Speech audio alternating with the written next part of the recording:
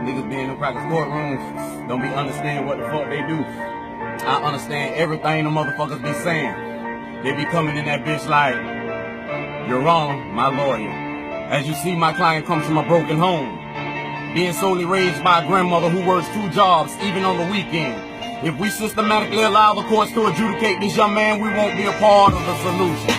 In fact, we'll play a major role in the forever going problems that increasingly plagues urban America.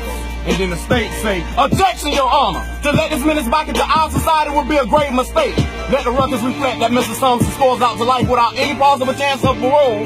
Therefore, it's imperative that the courts focus on the defendant's criminal history instead of his ethnic background. And then the judge say, Mr. Thompson, you got anything to say? Yep, growing up without a father in my motherfucking household. I had to be a man a long time ago. Introduced to the game at a young age, while my peers all hung out at the arcade. The reason why I never talked about my problems, because you had your own and still haven't solved them. You labeled me as a kid who couldn't cope with life, but you could never understand unless you're poor and black. First day of school was like the last day.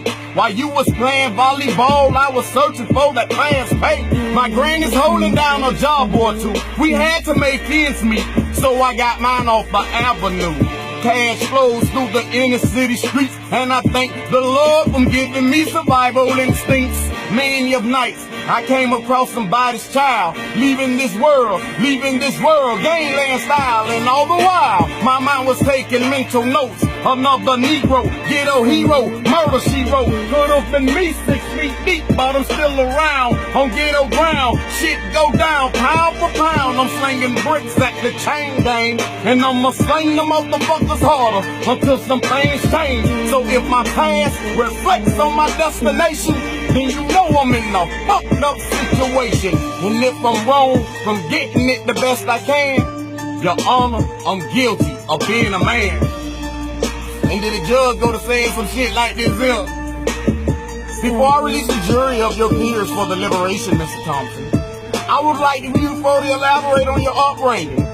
What caused such a young man of your caliber to commit such heinous crimes since the age of 9? Well, 7 kids and 7 different fucking daddies. I used to wish my mammy would have never had me. As I recall, the AFDC we received wasn't enough, and all of us had to eat. I showed no love for whoever tried to knock the hustle, and feel the same if you never really had the struggle. You motherfuckers always place the blame on my kind. When we retaliate, y'all quick to say we've lost our minds and give us time, when time is all we got. Maybe I need 3 hot in they goddamn car, cause if I die in the streets or in the pen, leaving my kin with no cheese will be my only sin. I pray to God that you crackers finally understand I'm only guilty of being a motherfucking man.